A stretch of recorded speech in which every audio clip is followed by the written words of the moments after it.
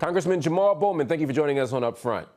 Of course, brother. Thank you for having me. Of course, of course. In the run-up to the U.S. midterm elections, the Republicans had a clear message. They were talking about the economy and they were talking about crime. Democrats, on the other hand, they centered theirs on the fallout from the gutting of abortion rights, and they also had a kind of abstract narrative of the future of democracy.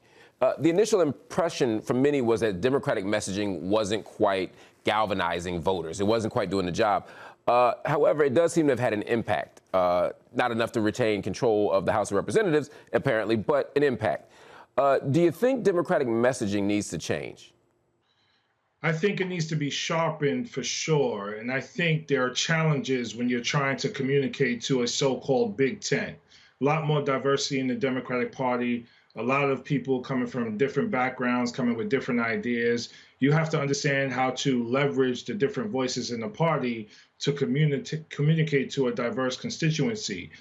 So, what was good about the election results so far, and there are still many races to be determined, we saw a large showing from Gen Z and young people overall, a large showing from people of color, but we also saw that MAGA Republicans and those who were riding with Donald Trump didn't do as well as the media would lead you to believe. So, the red tsunami or the red wave, if you will, that was predicted doesn't seem to have taken place. And the House hasn't been determined yet. So we still got an outside shot to keep that and also keep the Senate. So we'll see how that goes. Absolutely, an outside shot for sure. And you're right.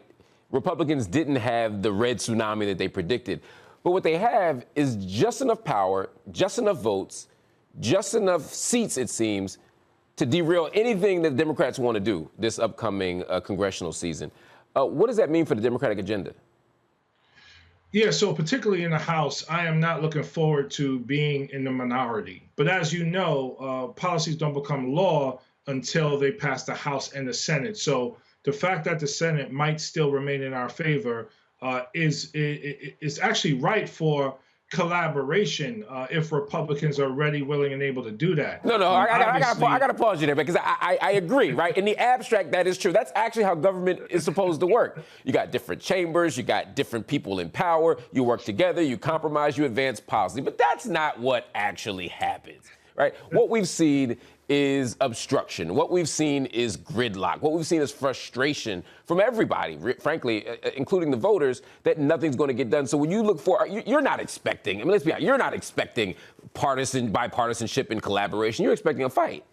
I mean, listen, yes, I'm expecting a fight, but I'm also an optimistic person. And even this past cycle, we got two bipartisan pieces of legislation done, the infrastructure bill and the Safer Communities Act after the horrible Uvalde shooting, which has a huge focus on mental health supports and pushing a lot of resources there. And obviously, we got the American Rescue Plan done, the CHIPS Act, which was also bipartisan, and third piece of bipartisan legislation, and the Inflation Reduction Act. Again, high hopes, we'll see. I'm old enough to remember a time before Donald Trump when a former U.S. President, Barack Obama, also was facing obstruction. This is pre-MAGA, right?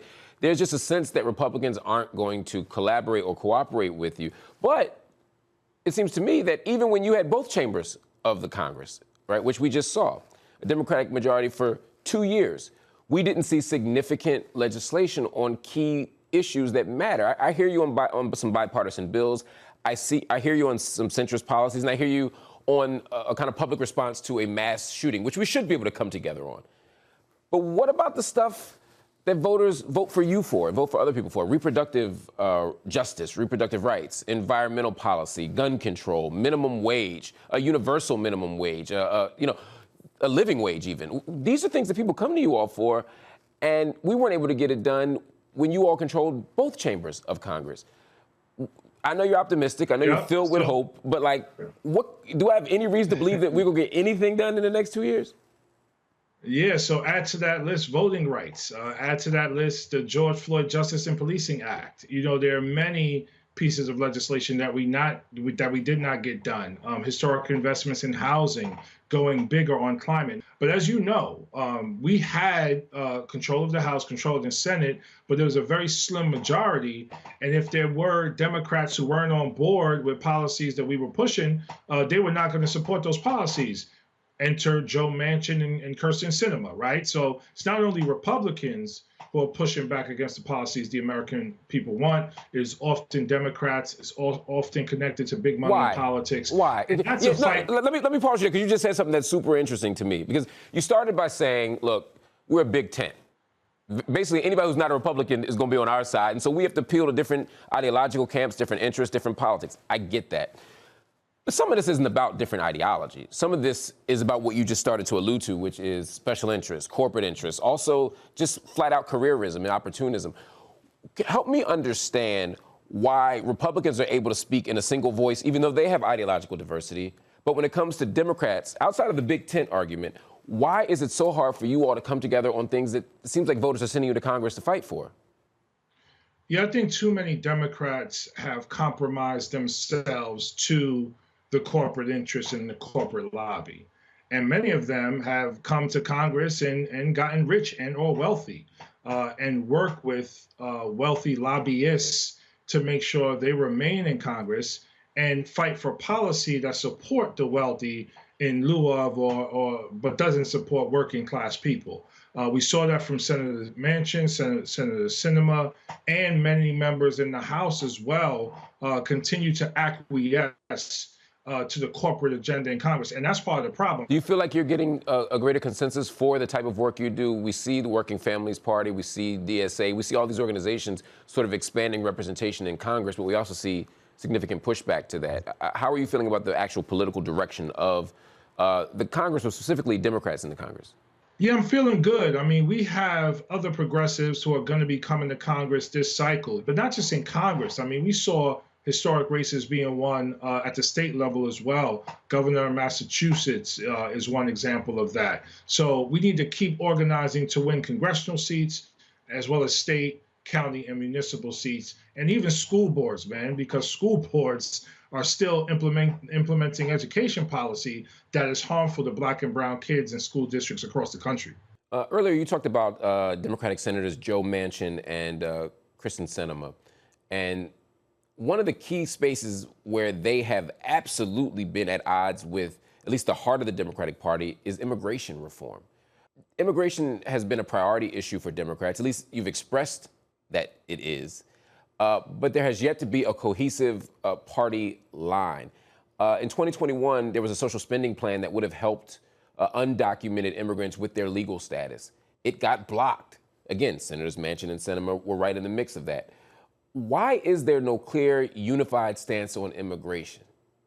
We often, in my opinion, are responding to the fear-mongering of Republicans and the media narrative around that, as opposed to telling the true story around immigration reform and how much immigrants matter to our country.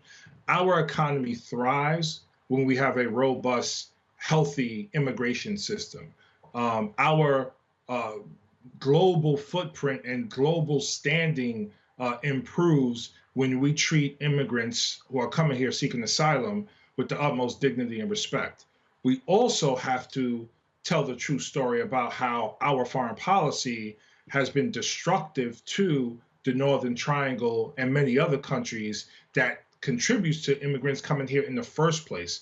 We are literally, along with many of our allies in Europe and Canada, are destroying ecosystems in places like Honduras, Guatemala, and others, which is leading to the need to come to America because we have been so destructive while continuing to fund their military and police operations. So it's really important for us to tell the truth about that, to not be afraid of that, because as we know, is the party afraid though? I mean, you're talking about global capitalism, global imperialism. You're raising some big issues, and I hear you say it. I hear Rashida Tlaib say it. I hear Ilhan Omar say it. I occasionally hear AOC say it. But what I'm not hearing is that being the heartbeat of the Democratic Party. Is that fear, or is that just, are you just on the ideological minority? Well, yes and yes, right? So it is fear because I think members of my party who are older and from different parts of the country can speak to these issues as well without the backlash that they are afraid to receive if they do speak about them.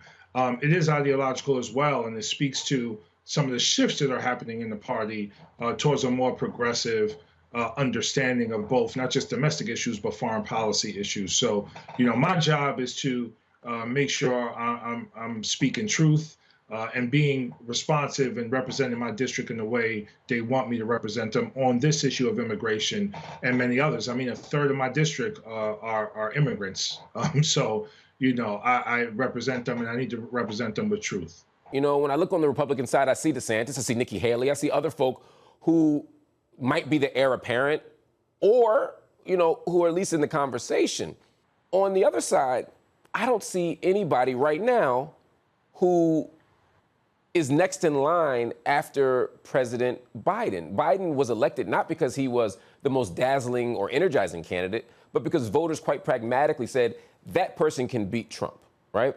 Right now, he's polling around 42%, which is, not unusual during a midterm. But the question is, who else is there? Who else can? Kamala Harris is polling lower than that. And out in the congressional landscape and in governor's houses around the country, I don't see anybody who seems poised to be next in line. Does that worry you? Are you worried about the future of the Democratic Party, particularly as it pertains to the White House? So I see a deep bench for the Democratic Party.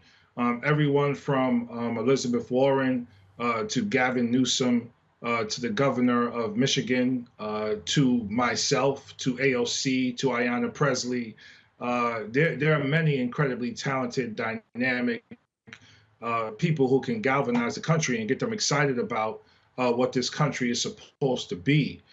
We haven't, as you know, we haven't really done the work of meeting the ideals of our Constitution and our democracy. The question for me is what does that look like, and how could we galvanize the American people to get there? And I think everyone I just named has the ability to do that if they really embrace the beautiful diversity of our country and really unlock the potential of that diversity. For the White House, Obama, though, I think, was able to do it. For the White House, though, do you see any of those people able to step into the role of presidential candidate? I mean, will we see a President AOC? Will we see Will we see a President Bowman? Is this what we're talking about? Is that possible? Yes, that's what we're talking about. Okay. Yes, absolutely. Fair enough. Yeah, I mean, I that's how I'm thinking, and I think that's how other people are thinking as well. And I think that's what the country. I had a chance to do some traveling throughout this election cycle, and I was in Michigan, I was in Georgia, I was in Arizona, I was in Pennsylvania, and the energy is there, and people are passionately looking for visionary leadership, and I think. Yes, there's a possibility for all of that, for sure. Congressman Jamaal Bowman, thank you so much for joining me on UpFront. Thank you, brother. Good to be with you.